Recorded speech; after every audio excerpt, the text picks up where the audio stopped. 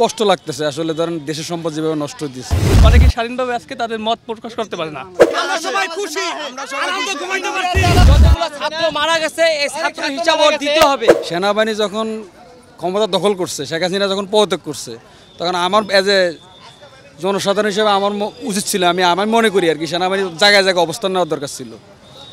থানা বলেন, রাষ্ট্রীয় স্থাপনা বলেন, গুরুত্বপূর্ণ জায়গা বলেন, গণভবন বলেন, সকল জায়গায় যদি ওনারা শক্ত অবস্থান হতো তাহলে এর অরাজকতা হইতো না দেশে, এটা আমি মনে করি আর কি। এই যে যারা আমরা ফ্যাসিবাদ সরাইয়া যদি আমরাই ফ্যাসিবাদী আচরণ করি, তাহলে আমাদের মধ্যে এটা হলো কুকুর পায়ে কামড় দিচ্ছে, আমরাও কামড় দিচ্ছি, এমন হয়ে যাবে।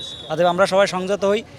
এইটুকু অ্যাক্সেস যে আমরা পাচ্ছি সংসদ ভবনে আসার, তারপরে বঙ্গভবনের কাছে আসার, এইটুকুই তো অন্য সময় পাচ্ছেন না। এখন আসছেন, দেখে চলে যান যে আমাদের দেশে এত সুন্দর সুন্দর জিনিস ছিল, আমরা দেখে যাচ্ছি, এটা করে চলে যাই আমরা সবাই। কালকে আসছিলাম, আইসা দেখি সবাই লুটপাট করে নিয়ে যেতেছে, যা যা জিনিস, এটা হলো আমাদের সম্পত্তি, তোরা লবি কেন? পরে এখানে গাড়ি থেকে যারা নিচ্ছে তারা নামাইছে, নামাইয়া পরে আমরা নামাই রাখছি সব। ছাত্ররা ছিল, ছাত্ররা শুধু নামাইছে যে তোরা নিবি কেন, এইগুলো দেশের সম্পত্তি, আমাদের সম্পত্তি, এইগুলো নিবি কেন?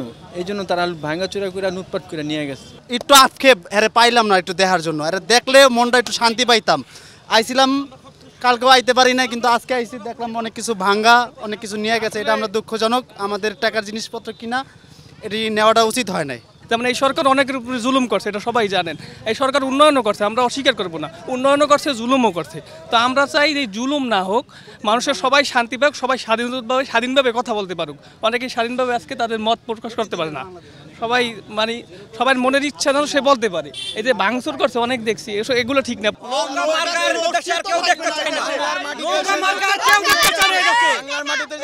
আমরা সবাই খুশি, আনন্দে ঘুমাইতে পারছি। যতগুলো ছাত্র মারা গেছে এই ছাত্র হিসাব ওর দিতে হবে।